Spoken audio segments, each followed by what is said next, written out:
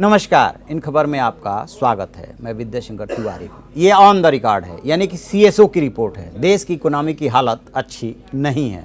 छमाही का जो रिपोर्ट आई है उसमें जो तस्वीर बनी है वो 5% और 4.5%, यानी कि कुल मिला जुला करके 5 के आसपास। और अगली 6 महीने की जो रिपोर्ट आने वाली है उसके लिए जो अनुमान लगाया गया है वो भी लगभग इसी के आसपास है, यानी कि 5% ग्रोथ रेट रहने वाली है। और ये रिपोर्ट किसने जारी किया? सीएसओ ने, जो कि सरकार की ही संस्था है।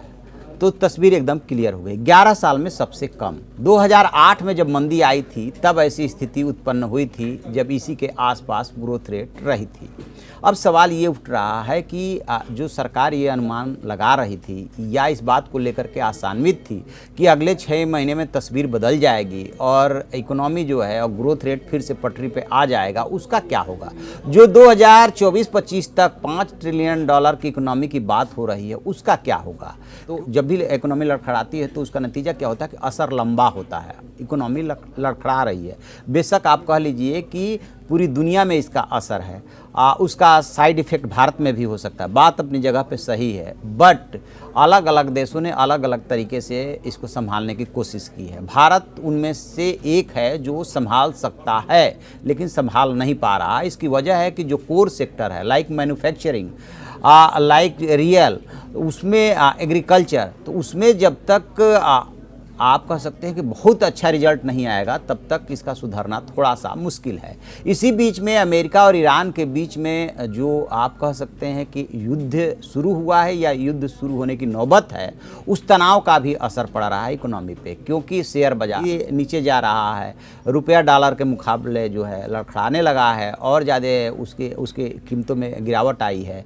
तो फिर कैसे इकोनॉमी सुधरेगी? और ऑन द रिकॉर्ड चूँकि ये सारी बातें हो रही है, सीएसओ की रिपोर्ट है, इसलिए अभी भारत सरकार की प्रतिक्रिया तो नहीं आई है। बट 1 फरवरी को पेश होने वाले बजट में इसकी तैयारी की जा रही है कि किस तरीके से बजट पेश किया जाए कि इसको इकोनॉमी को बूस्टअप मिले और लोगों को रोज़गार मिले, मंदी के दौर से आगे निकले। क्योंकि सरकारी खर्चे के बल पर यदि हम ये सोच रहे हो कि इकोनॉमी सुधर जाएगी तो विशेषज्ञों का मानना है कि सिर्फ सरकारी खर्चे के बल पे हम इकोनॉमी को नहीं सुधार सकते।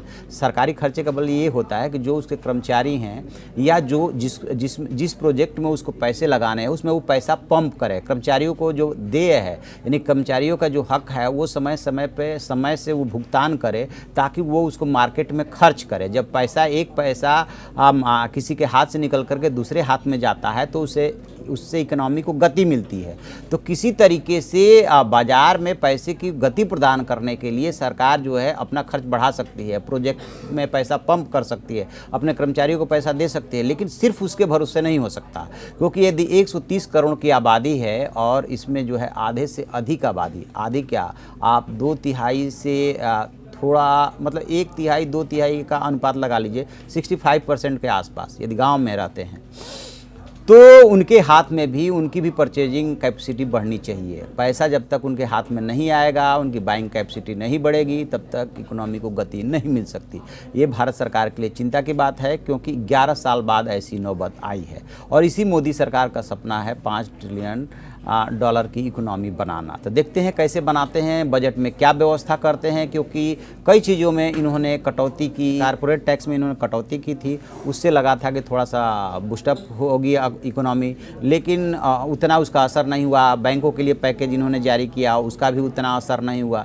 अब देखते हैं कि क्या होता है। 1.45 लाख करोड़ की इन्होंने दिया था रियायत कारपोरेट टैक्स में, तो उससे कारपोरेट जो है खुश तो हुए, बट स्थिति उस हिसाब से अभी रिजल्ट नहीं मिल पा रहा है। तो जैसे ही सरकार कोई और पैकेज की घोषणा करती है या बजट में कोई व्यवस्था करती है इकोनॉमी को उठाने के लिए, किसी तरीके से ग्रोथ रेट को बढ़ाने के लिए, तब देखना होगा कि उसका असर कितना होता है। क्योंकि कई बार ऐसा होता है कि एक्सपर्ट्स की राय पे आप कोई कदम उठाते हैं बट उसका वो रिजल्ट नहीं आ पाता है। जब सुस्ती में एक बार इकोनॉमी चली जाती है तो उसको उठने में टाइम लगता है, वक्त लगता है, आप चाहें जितना पंप कर ले पैसा।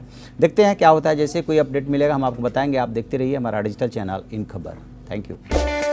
इन खबर चैनल को सब्सक्राइब करें और बेल आइकन दबाना ना भूलें।